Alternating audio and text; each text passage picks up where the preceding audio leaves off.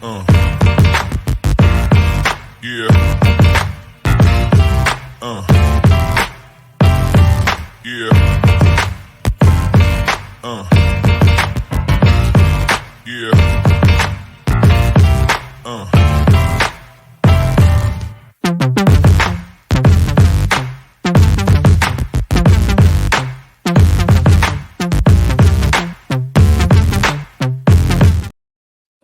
Yo, what's going on, everyone? Welcome to this week's episode of River City 93.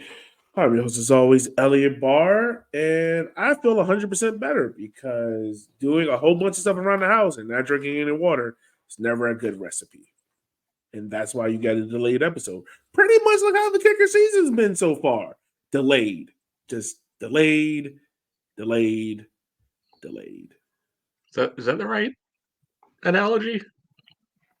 Well, considering the crashing and burning part, delaying, a win, finding ways how to lose, finding ways how to draw. I mean, I feel like just walking off a cliff, just like sheep herding style is more the analogy here rather than getting things delayed. Things were good at first. Yeah, they All were we're doing now is delaying you know the free release come Saturday. pretty much.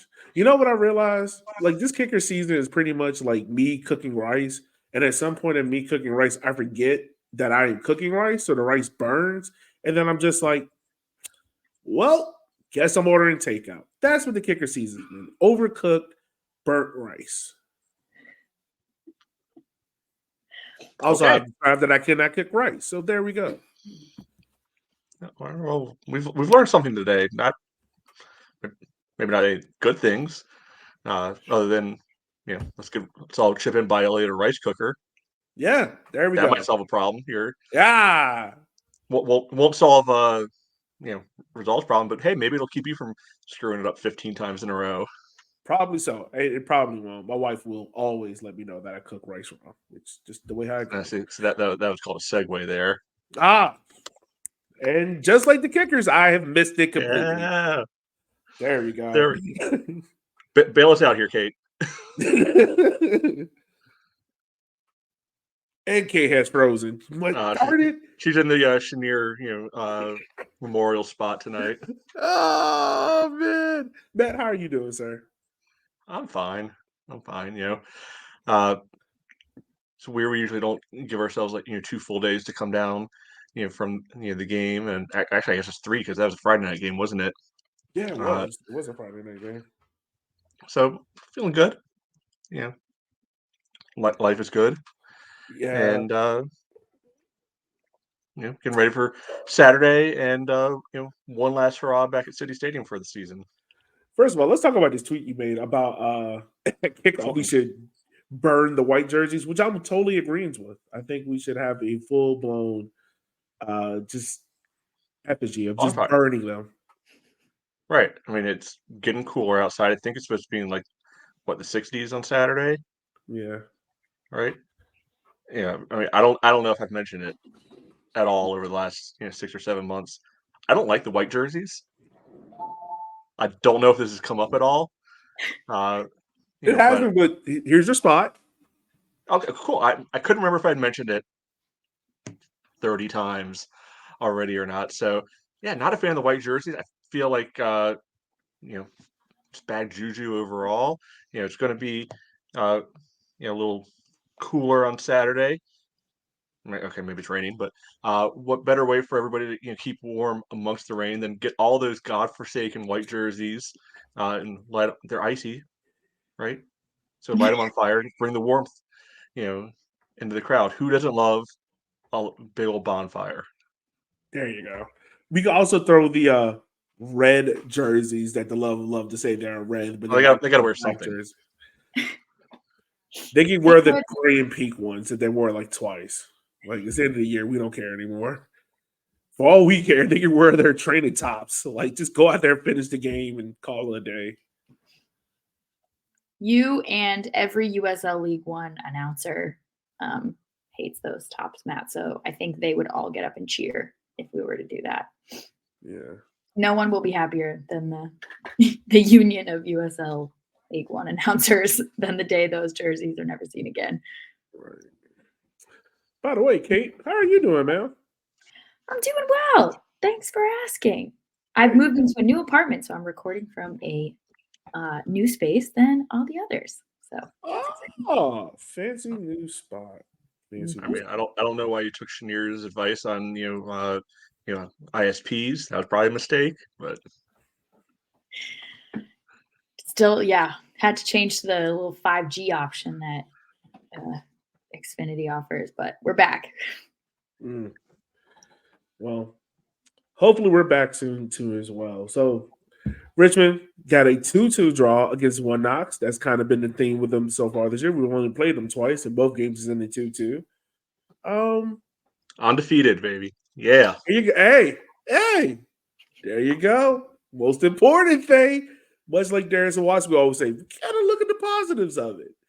And once again, one of the few positives out of this team, I feel like, is Mr. Neil Vinyals, who is single-handedly dragging this team across this finish line. Like he is trying. I truly hope that he wins Supporters Player of the Year because he deserves it. He's not going to get any other recognition, but he deserves that one. Agreed. He was creative, forward-thinking, which are a lot of things that we haven't necessarily seen from the team as a whole throughout this season. And he just brings a sort of creativity and control in the midfield, like on an individual level, which I haven't seen a lot of players be able to do anything about 1v1 when he's sort of in his flow. So seeing him take players on and open up the field is always really wonderful when he's on his game and things have opened up for him. Yeah, I mean, he definitely looks on a different level than the rest of the guys out there right now. Even just literally, even just how he runs with the ball, exudes a lot more confidence, a lot more ability than anyone else on the field. It's one of those things where maybe if he was around better players, you wouldn't notice it as much, but he's not right now, so you do. But yeah, he's definitely been carrying the team. I'm open to him as kind of the team MVP for the year. I'm not going to be upset if he wins it. I think Emmy still has a legitimate case, too. They both missed a good amount of time during the course of the year. Only difference is the time that Emmy missed, the team has been not good, and the time that Neil missed was actually when we were winning. So I factor some of that in there, that they didn't seem to miss Neil quite as much, and it would take a lot of argument for me to accept that the team is not missing Emmy over the last 2 months at this point. Oh yeah. What he's been out since? Yeah, 2 months. Yeah. No, you're right. But yeah, any one of those two, and it's going to take a bit of convincing for me to think that's a valid choice. Yeah, I think the four that's in the running is Neil, Emmy, Fitch, and Ani. I think those four are in the running. So we'll see. We'll see with the final home game. By the way, right, I'll remember, so you go over to the Facebook page, vote on that stuff. I want to ask you guys this question about Neil. Is it fair to say that our season, I kind of thought of it as, man, when you said it, like at the start of the year, we missed Neil. And when Neil's running in the form, the team kind of drips off, but we're missing Emmy.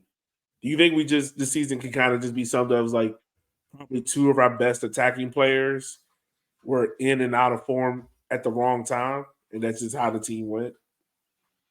Like we never had a real period where both were in form at the same time, like last year. I think there's that middle part of the season where I think they were both around.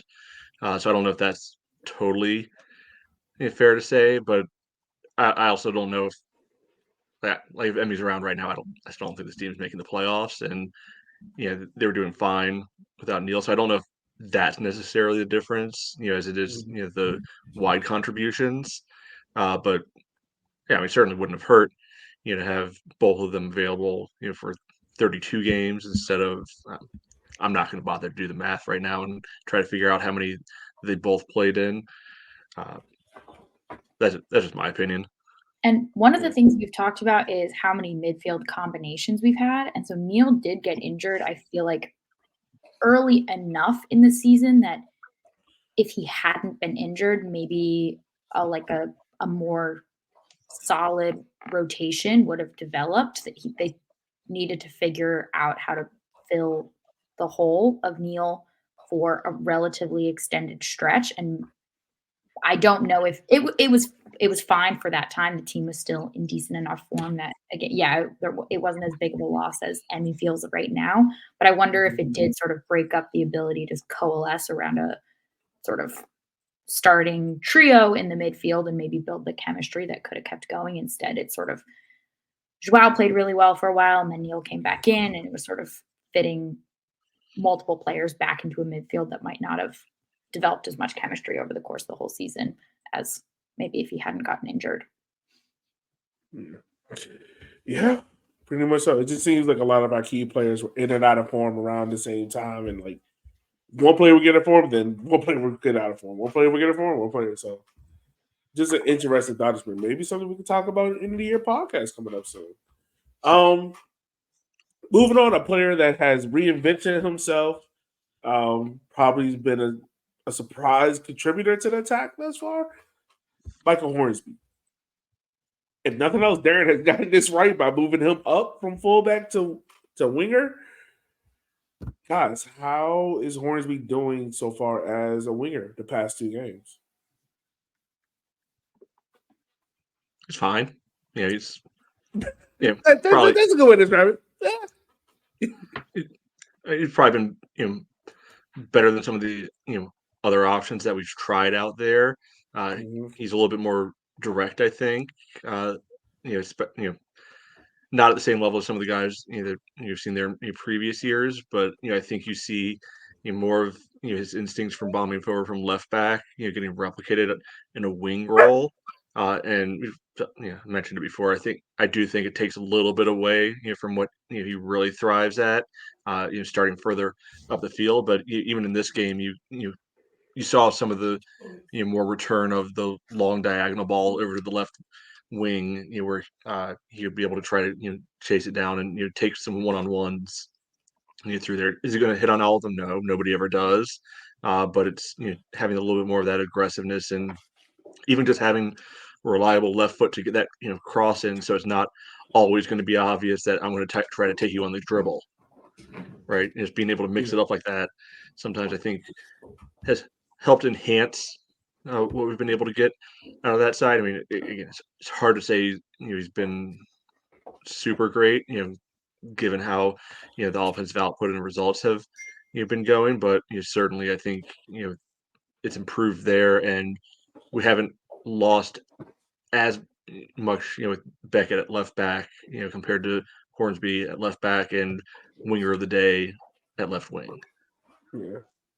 I'd say it feels a little too late. I would have liked to see him make this move earlier in the season because we have such a small sort of it's more like anecdotal evidence because we don't have like a sort of large enough pool of games to sort of evaluate his impact. I thought he's added a lot more control and directness on the wing that we haven't seen in who's been out there before.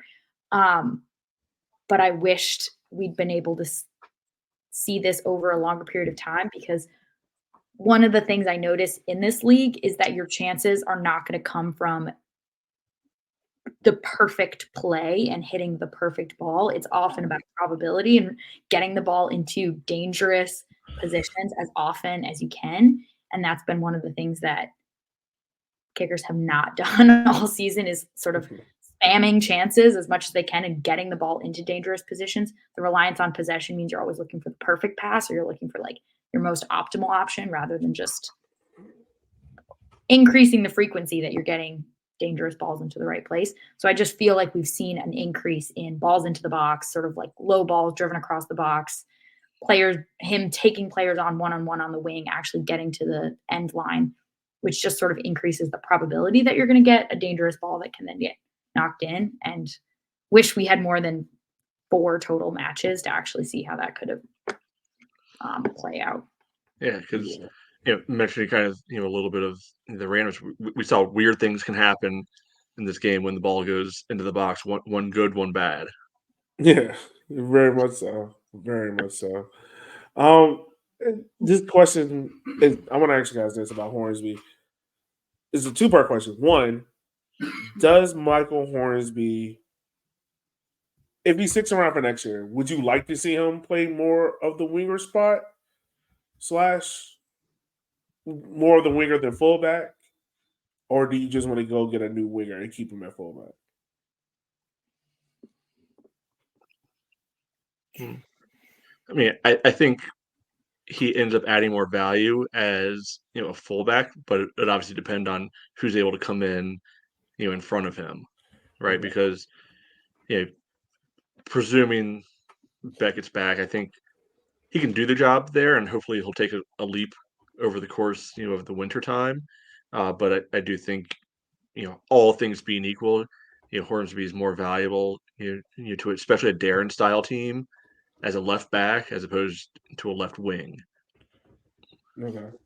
I do think sort of similar. I think the up top option would have to be improved because I think Hornsby's defensive skill means that Beckett is given a bit more support as he's growing because he's not like the player above him is going to be able to pitch in defensively because of that sort of defensive mindset. So I think they're sort of Beckett has played very well and he's sort of being supported in a way that helps him grow without being overexposed by having a player with a more defensive skill set in front of him anyway. So I've liked what I've seen from Beckett so far. I think he's been very confident on the ball, and he hasn't made any rash challenges. He hasn't, dropped back too far. Kept players on side. I think he's been showing his maturity back there, and I think that is. I would imagine there's a large part due to the fact that he can trust that the player in front of him is going to be able to pitch in. Yeah, he's done a good job of making the kind of the safe right choice. I think but given what we've seen from Darren the last 4 years, he wants the outside backs to be able to bomb up the field and contribute that way. And right now that's the missing piece for Beckett at that position. Why I think Hornsby, all things being equal, is the better choice there because he just provides that extra dynamic at left back. But again, all depends on all the other pieces around either one of them. Yeah, no, that's very much true. That's very much What true. do you think? You're getting away without having to give your opinions on all these. I think the sample size of him of being a winger is a little bit too small. I think it could be a trump card that you pull out late at games if we're trying to, push for a lead, or a game where you feel like, all right, the opposition is going to sit a little bit back and you need to stretch them. But if Hornsby is back, I would like to see him in that fullback spot. I like what he gives you there. But this is also contingent on who's the winger. Like, if we don't bring in a winger that's capable, all right, we have Hornsby. We've seen, quote unquote, done this under 3 games. I like what I've seen so far. I kind of feel like at this point of the year, he hasn't done anything wrong. So I'm like, all right, cool. Let's see what he can do going forward. Like, he hasn't given me a reason to hate it. It's like, it's the opposite of Chandler at center back. Like, I've seen enough sample size up to know I don't like it. Where Hornsby at winger, I'm like, okay, I like it. Like, I get it. Okay. Yeah. So Mhm. it's the inverse of that. Also another player I feel like we always talk about that stands out, Mr. Palmquist again. He stands out again. Guys, I'm gonna firmly stand in this now, and I'm probably gonna stand in the season podcast as well. Palmquist is my vote for the number 1 goalkeeper next year. If he stays, he got my vote of confidence. Agree. Co-sign. Yeah. He pulled some pretty impressive saves out of his locker in this last one, but that hasn't been unusual. I think he's been very, very impressive, and especially his Double saves. I think that's where a lot of keepers at this level can get caught out. You can make one great save, but if your positioning's not there to be able to follow up, with where the ball goes from there, not much value in that. But his double saves have been stellar match after match. I mean, having the carry as your coach got to be a benefit as well. Like, I feel like that's something that Kara does very well. Like those quick reaction saves of like last second. Like, oh, I have to dive in this direction and deflect it in a way in which it doesn't fall back to the middle of goal. I feel like he does a very good job of that. But I mean, the only thing you probably put a knock on Palmquist is maybe his distribution. We saw a little bit of that in this game where he kind of looks a little bit hesitant. And if so, like if Palmquist is the number one going into next year, maybe we don't see a whole bunch of playing on the back, but knowing Darren, he's going to try to force it in there. Well, that can be taught. Yeah, that can be. But I do like what Palmquist has. Like, I feel like it's the right time now to make the transition from Akira to Palmquist. And he hasn't been the reason we're losing these games. Like, if anything, he's been the reason why, for most of the large part, we've been around or been able to come back in this game. Yeah. Yeah. I mean, it probably could have been 3-0 inside the first 15 minutes. I know he had made one big save off of a bad giveaway. And I think we got fortunate with another just poorly taken shot. Where they probably could have had a much better look if they just picked their head up. But we'll take that. In the second half, had one that almost kind of was able to reach behind him to be able to turn it around the post. So I think we've seen throughout the year he can be able to pull out those saves. I think he's gotten a lot more comfortable in the air, over the course of the season, too. So yeah, I mean he hasn't given it. I don't think he's given Darren, Mika, the rest of the staff. I guess Akira too. There's always got to be a little bit of a weird dynamic, right there. Any reason to for them to think, no, this isn't the guy. Yeah. Mm-hmm. And one thing that I do appreciate that we didn't sometimes see, that I know we talked about a few weeks ago, was the willingness to kick the ball long when you do get into a tough position. We've seen Akira, I think, on a few times sort of try to play the ball out of the back, even when that leads to an even worse situation. So I do appreciate Palmquist. Also, he's not afraid to just kick it long when he does get into a tough position, which is, I appreciate him, just that instinct of get the ball as far away from the goal as possible. System be damned. This thing's got to go. Because sometimes I've noticed Akira do that on occasion where, for some reason, it's the baffling continuing to play the ball around and leading to an even worse situation. So that willingness to clear the ball. Yeah. I mean, having a goalkeeper that just boosts along, it's okay sometimes just to reset. It's okay. There's nothing wrong with just resetting the play. God, I mean, I know it's hard to kind of look at positives from a draw, but it is good to see them get a draw and still be fighting, not just shuffling in and be like, all right, it's 2-1 and whatever. Because I mean, very easily, I mean, none of us, I don't think, would have blamed them. They would have did that because, you're out of the playoffs. There's really not much to play for. Guys can pretty much just pack it in. But to see them get a draw, granted, it's not a win, and it shouldn't be treated as that. That might be Darren calling to tell us to be quiet. Are there any positives from the team as a whole to take away from this game? Like anything they can be like, all right, this is something we can build towards on in the future. Yeah, I liked where the goals came from. So I know the one was a penalty, but the way that penalty was built up to, it wasn't just some stupid defender deciding to handle the ball for no apparent reason, or just some sloppiness. It was an actual little bit of a build, and I'm always going to take this opportunity for the cheap shot. Good old friend Jalen. Just making another charitable play to us. He felt bad for us. He was like, I got to help my friends out. Yeah, I mean, and Neil was able to step in front. to me, it was the USL one equivalent of the Gareth Bale, Walker Zimmerman, play from the World Cup. Neil was never winning that ball. He got himself Yeah. in front of it though, and Jalen went straight through him as a result. And we'll take that penalty all day, every day, right there.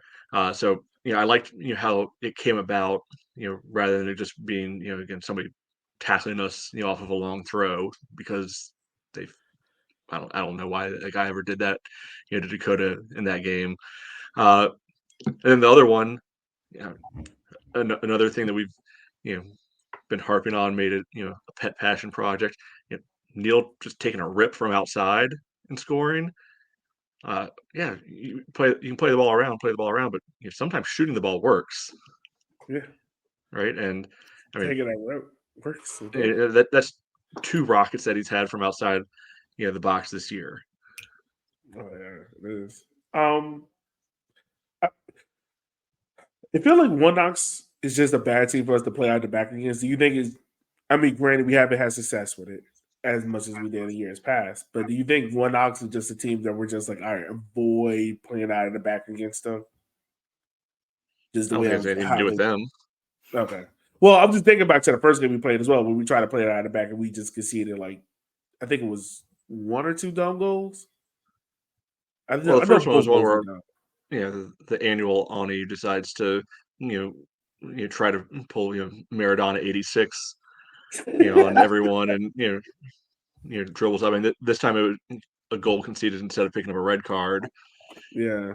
But he's good for one of those years so far, and that was it this time. So I mean, I guess technically yes, you could be able to say that, but I think for this year it's more of a function of we're not really strong in that against anybody, rather than it being a Knoxville thing specific. Yeah. Sure. All right. Well, let's go ahead. Let's focus on our last game of the season. We finally get to put. I don't even want to say a nice bow tie on the season. I feel like it's probably like a lump of coal in the stocking at this point. Our last home game of this season against Central Valley Fuego. There is something to play for. We could potentially do a gentleman sweep over Central Valley Fuego. Matt, correct me if I'm wrong. Are they the only team that we can possibly do a gentleman sweep over? I think everyone I else mean, we either. depends how you want to define it. We didn't lose to Knoxville. Yeah, that's true.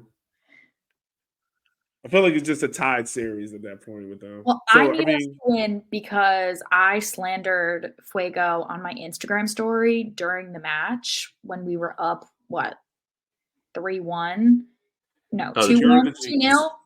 And then, when we were up 2-0, I posted on my Instagram story mid-match, like something like, how shit must you be? We're winning at home. And next thing you know, we're losing 3-2. And Central Valley Fuego's Instagram admin came into my DMs to slander me about the results. So I personally would like us to see and thump them to make up for the fact that I had to handle disrespect in my own DMs because of our defense's unwillingness to.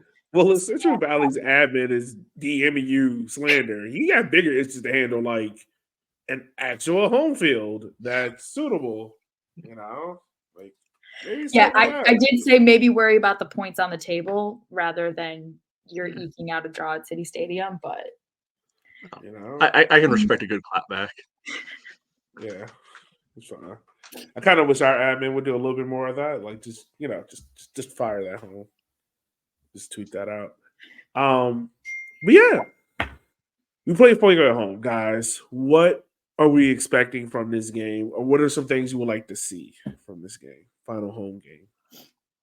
Me personally, I'm going to be nicely toasted because it's Virginia State's homecoming, so I might miss kickoff, but I'll be there. Might miss kickoff though. Okay. I mean, obvious answer: win. Ta-da! That's the only answer. Yeah, I don't want to. Matt, I know you hate it, but we're going to celebrate this no matter what. Like, this team can win, Oh. and we're going to be like, Everything's solved. We're good to go next year. Up the roofs. Yeah, I don't want to go in, another 5 months until the next game and just have that hanging over everything. Yeah, I won't love the great season, everybody. This was all, because no, this has not been an awesome 3 months. First half of the season was fine. I was fine with. Last 3 months, less okay with. So, but yes, let's not, try to extend the streak into next year. Mhm. I would not like to see our number of days since last win have to stretch through the winter Whew. and have that number be a clownable statistic. Maybe if we could nip that in the bud so that we could keep it within this season, that would be great. Yeah, that'd be great. That'd be great. Yeah, Yeah. if we win and other results, go our way, climb back up to ninth. Still awful, but not as awful. Still better than Yeah. Central Valley Fuego. Yeah, That might be the maybe. one perk of this is no matter what, we'll still finish above them in the table. That is positive. That is true. The only thing that beats that is possibly watching that pink team drop out of the playoffs and we win. It would make me feel great. And I don't trust Charlotte enough to roll over for Tormenta. I don't either, but I just want it to happen. Yeah. Look, if Omaha was really committed to the rivalry, they would have said, "All right, we'll sacrifice, a couple points down in Tormenta instead of running up the score when they were up a man." Yeah, they would have found a way to put an own goal in and give it another out. But no, they say they hate. They don't hate, right? Yeah. They're not haters. We are haters. We were the ones silently, celebrating, the Tormenta game because we knew it gave a little bit more of a chance. I'm not gonna lie, I low-key was. I was like, I'm that mad at it. I'm that mad at the result. I'm that mad at it.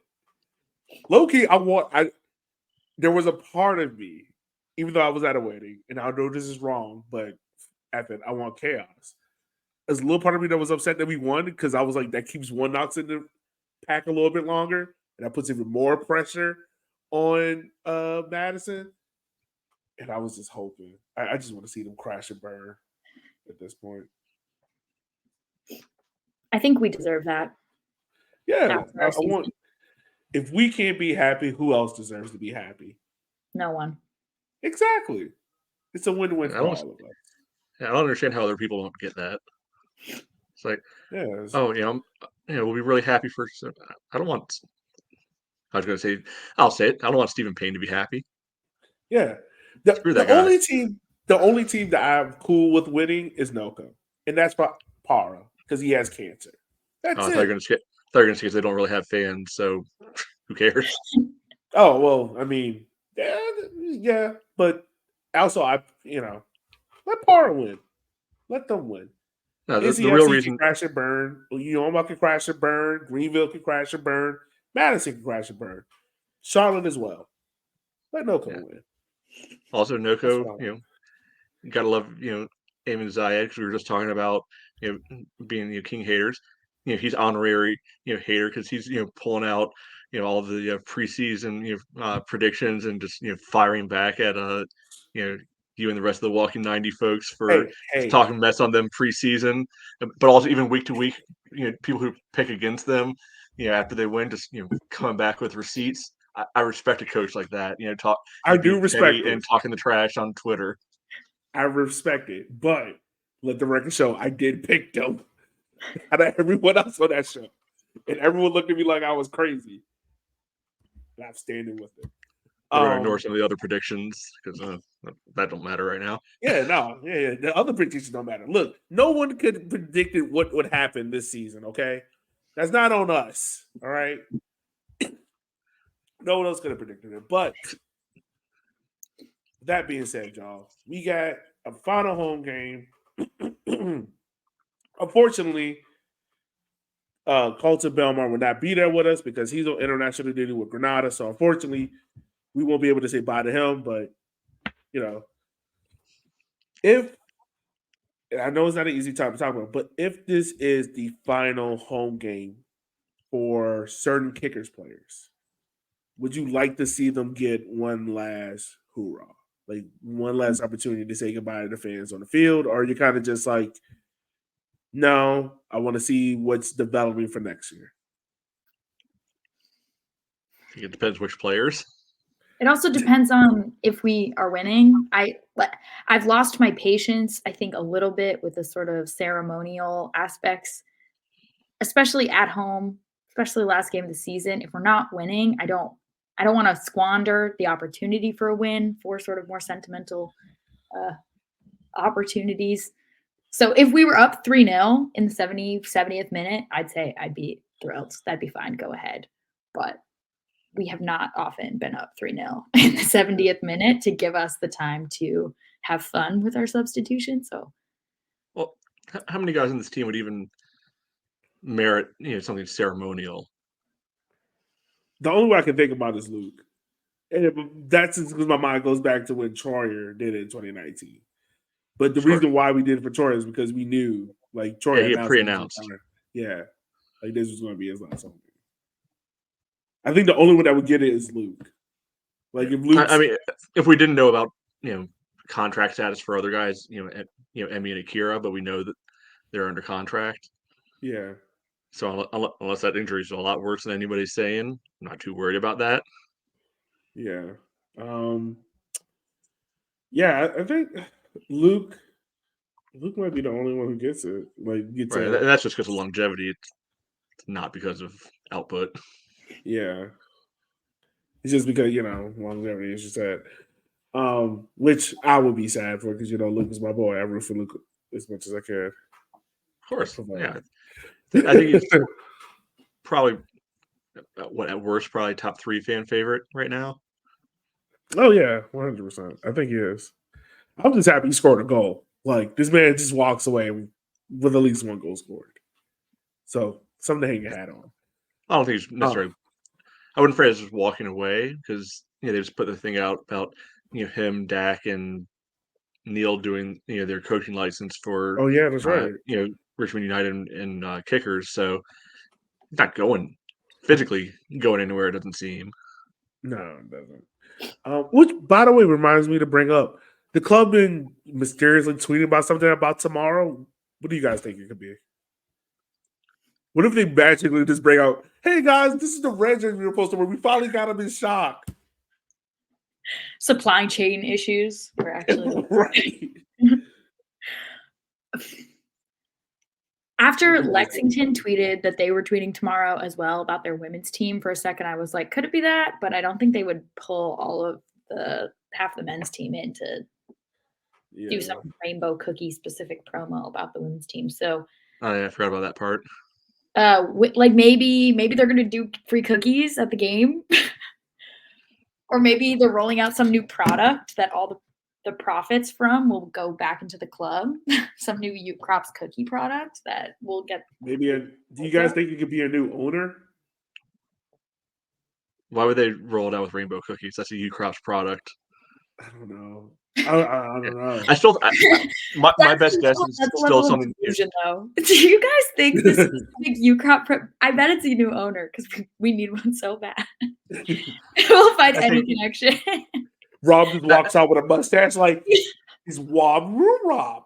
Like, I think the simplest answer is something W League related because there's other teams that are teasing stuff around it. Like maybe it is that U Crops will be the presenting sponsor there, too. Which I don't know how that would help with their wanting to have separate brands necessarily, or I don't know. This is coming off the top of my head. If the color scheme is going to be something rainbow related, which I don't know if I would like or not. They're changing the name to the Richmond Rainbow Cookies. Yeah, I don't think they said a name yet, have they? No, they haven't said it. I don't think we get a name to maybe I'm guessing February or something, but yeah, I think around that time I think we'll get a name. I mean, NOCO just announced their women's team name already. They're going with NOCO Rain, so I feel like that might be taken already in the women's game, but yeah, that's a tough one. Homonym at least. Yeah. So yeah, I don't know. I mean, maybe it might. I think it might be a sponsor. Well, they did lose the night? No. One of the shirts of like the 6 or whatever. One of them is getting replaced, right? Or we just got a new one? Like the I think Sleeve. Nightingale is still there.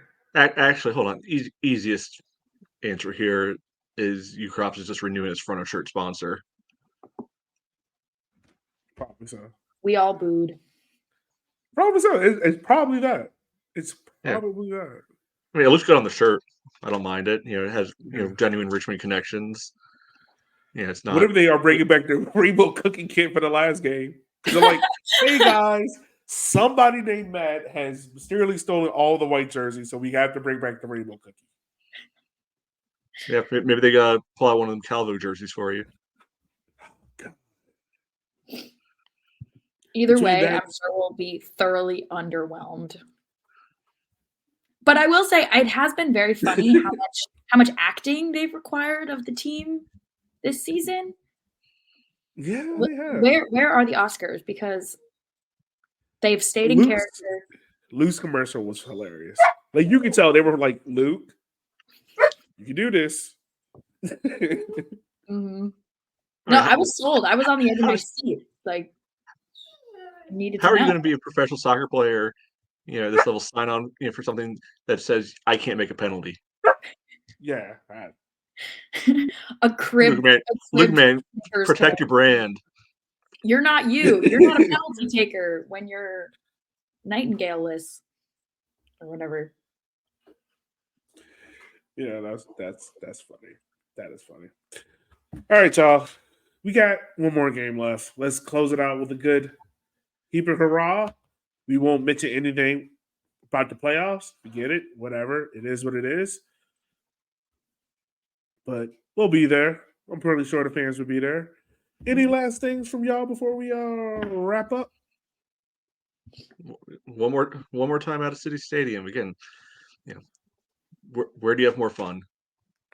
Yay! Fun. Yeah. Sure as hell ain't Virginia State. So Hey. Last time I checked, we are the last undefeated team in Virginia. So I will thank you, Eva, for agreeing with me. I will gladly enjoy myself. I'll be late. JMU, you lose? Are they undefeated? Pretty sure, yeah.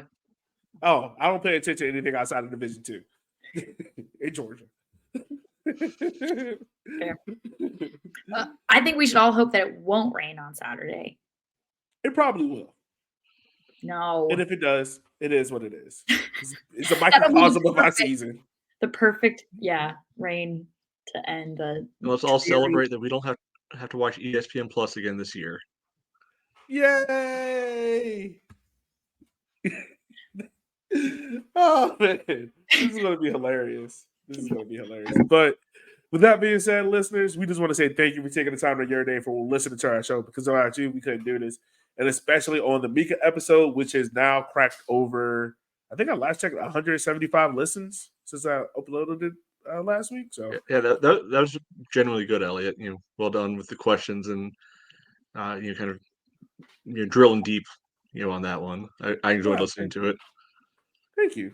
Yeah, no, that was a pretty cool interview, because we hear them talk so much about the youth and that they haven't really explained it. So to dive deep and to figure out, like, all right, what is the processes, what is happening? It's good to get an inside view. So, I mean, everything on the field right now, short term seems crappy, but long term, where the club is pushing towards, I'm kind of happy with that direction. So, maybe that's the saving grace of this team season.